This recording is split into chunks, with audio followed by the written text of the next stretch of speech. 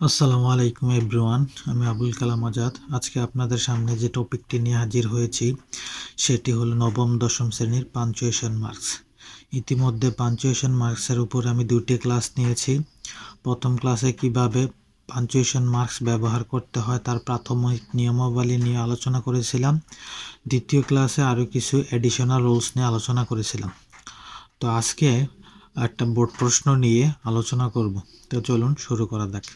তো ফার্স্টে আমরা জেনে নেই কীভাবে পাঞ্চুয়েশন, তো আমাদের পরীক্ষাতে তো পেসেস নারেশন থাকবে, তো সেক্ষেত্রে কীভাবে পাঞ্চুয়েশন করতে হবে তার জন্য আমরা কিছু নিয়ম আগে দেখে নিই।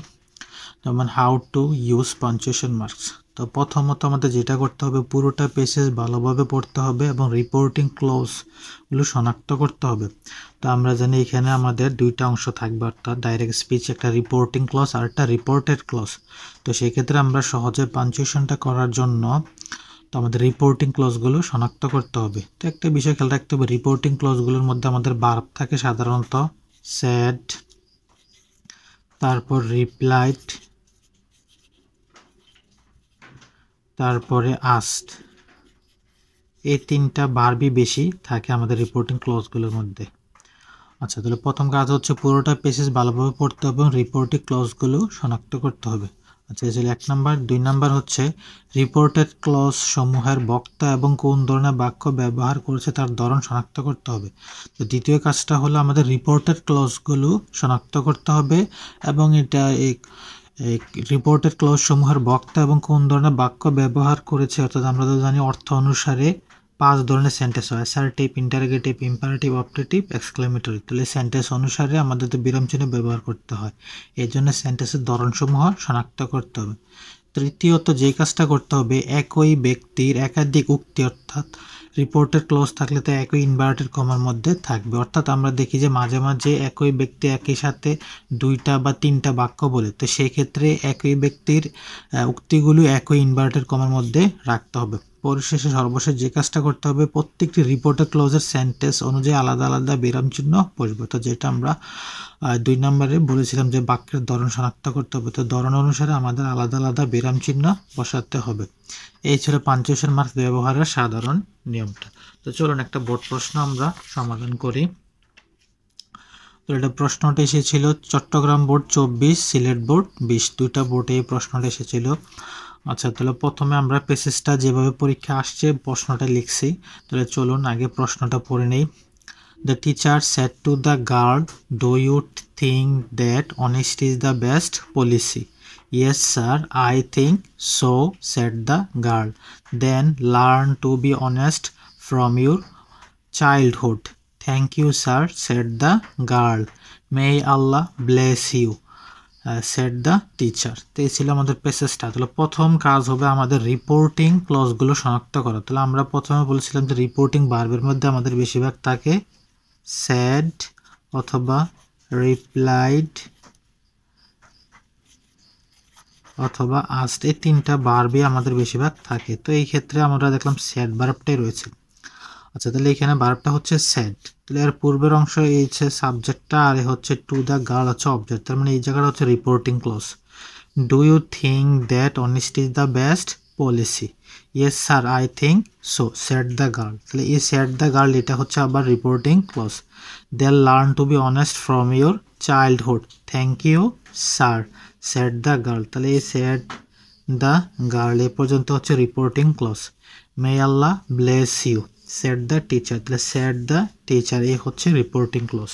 তাহলে এখানে আমরা কয়টা রিপোর্টিং ক্লজ পেলাম, যে এইখানে একটা, এইখানে একটা, এই পুরোটা হচ্ছে একটা আর একটা, টোটাল 4টা রিপোর্টিং ক্লজ পাইলাম। তার মানে বাকি পুরো অংশটা হচ্ছে আমাদের রিপোর্টেড ক্লজ। আর রিপোর্টেড ক্লজ কিসের মধ্যে থাকে? ইনভার্টেড কমার মধ্যে থাকে। তাহলে এই বিষয়টা খেয়াল রাখতে হবে। আচ্ছা, তাহলে রিপোর্টেড ক্লজগুলো কি কি আছে, যেমন do you think that honesty is the best policy. অর্থাৎ রিপোর্টিং ক্লজের ছিল যে the teacher said to the girl, অর্থাৎ শিক্ষক মেয়েটিকে বলল, do you think that honesty is the best policy, তুমি কি মনে করো সততাই সর্বোৎকৃষ্ট পন্থা? তার মানে এই পর্যন্ত একটা বাক্য আমরা বলতে পারি যে শিক্ষক ছাত্রীকে বলল। Yes sir, I think so, তার মানে এইখান থেকে শুরু করে এই কথাটা আই থিঙ্ক সো এ পর্যন্ত বলছে হচ্ছে মেয়েটাই, যেখানে বলা আছে সেড দ্য গার্ল।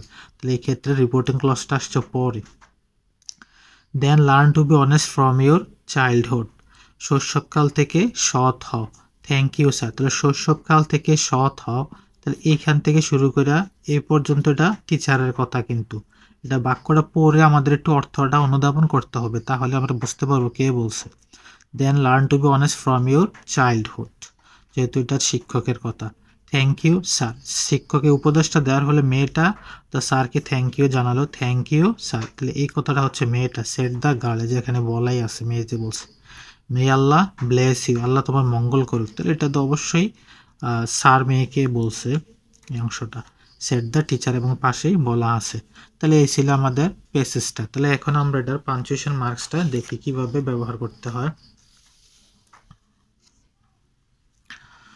তো এখানে প্রথমে আমরা দেখছি যে রিপোর্টিং ক্লজ দ্বারা শুরু হয়েছে, আর আমরা জানি রিপোর্টিং ক্লজ যদি রিপোর্টেড ক্লজের পূর্বে বসে তাহলে কমা দিতে হয়, এই জন্য এখানে রিপোর্টিং ক্লজের পরে কমা দেওয়া হয়েছে। আর রিপোর্টেড ক্লজ কিসের মধ্যে থাকে? ইনভার্টেড কমা, এই যে ইনভার্টেড কমার মধ্যে রয়েছে।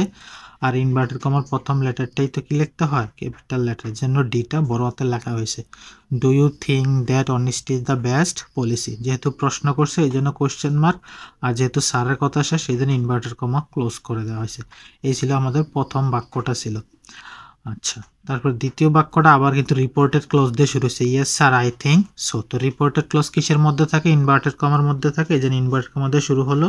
আর ইনভার্টেড কমার প্রথম লেটারটা ক্যাপিটাল লেটার আছে। আর ইয়েস নো এর পরে সবসময় কিন্তু কমা দিতে হয়, এই জন্য এখানে আমাদের দেওয়া হয়েছে কমা স্যার। তো আমরা যদি ইয়েস নো এর নিয়ম অনুসারে কমা ব্যবহার করি, স্যার কিন্তু ভোকেটিভ কেস, তো ওই নিয়ম অনুসারে যেহেতু এটা বাক্যের শেষে বসছে এটার পূর্বে পড়ে যাচ্ছে। আর ইয়েস এর পরে কমা দিলে, তো ইয়েস এর অনুসারে দিলাম কিন্তু স্যারের পূর্বেও কমা পড়ে গেছে, অর্থাৎ একই দুটোটার নিয়ম। যেহেতু ইয়েস স্যার এ পর্যন্ত বাক্যটা শেষ, এই জন্য আমরা দিয়ে দিলাম এটা ফুল স্টপ। তারপর আই থিঙ্ক সো, তাহলে এটা একটা অ্যাসার্টিভ সেন্টেন্স, আর অ্যাসার্টিভ সেন্টেন্স অনুসারে আমরা জানি ফুল স্টপ বা কমা দুইটাই হয়। তাহলে কখন আর ফুল স্টপ আর কখন কমা? যদি রিপোর্টিং ক্লজটা পরে বসে তখন আমাদের দিতে হবে কমা, যেহেতু এখানে সেট দ্য গার্ল রিপোর্টিং ক্লজটা পরে বসছে এই জন্য ফুল স্টপ না হয় কি হবে? কমা। তারপর আমরা ইনভার্টেড কমা ক্লোজ করে দিলাম। আর রিপোর্টিং ক্লজ যদি পরে বসে তখন তারপরে দিতে হয় ফুল স্টপ, এই জন্য এখানে সেট দ্য গার্লের পরে ফুল স্টপ দেওয়া হয়েছে। তারপর then learn to be honest from your childhood, এটা কিন্তু রিপোর্টেড ক্লজ, আর রিপোর্টেড ক্লজ কিসের মধ্যে থাকে? ইনভার্টেড কমার মধ্যে থাকে, এই জন্য এখানে ইনভার্টেড কমা দেওয়া হয়েছে।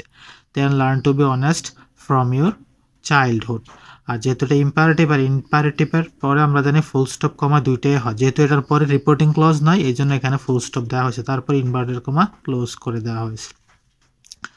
আচ্ছা, এই পর্যন্ত ছিল এটা। তারপরে আবার যেহেতু রিপোর্টেড ক্লোজ আসছে, থ্যাংক ইউ স্যার মেয়েটা বলছে, তো রিপোর্টেড ক্লোজ কিসের মধ্যে থাকে? ইনভার্টেড কমার মধ্যে থাকে, এই জন্য এখানে ইনভার্টেড কমা দেওয়া হলো। আর প্রথম লেটার তো ক্যাপিটাল লেটার দেওয়া হয়, এই জন্য দিতে হয়, এই জন্য দেওয়া হয়েছে। থ্যাংক ইউ স্যার, স্যার যেহেতু ভোকেটিভ কেস বাক্য শেষে বসছে এই জন্য কমাটা আগে দিতে হয়েছে। থ্যাংক ইউ স্যার, তাহলে এটা একটা অ্যাসার্টিভ সেন্টেন্স কিন্তু, ঠিক আছে। তো অ্যাসার্টিভের ক্ষেত্রে আমরা কমা ফুল স্টপ দুইটাই বসে, তো কখন কমা কখন ফুল স্টপ, যদি রিপোর্টিং ক্লজটা পরে বসে তখন ফুল স্টপ না দিয়ে কমা দিতে হয়।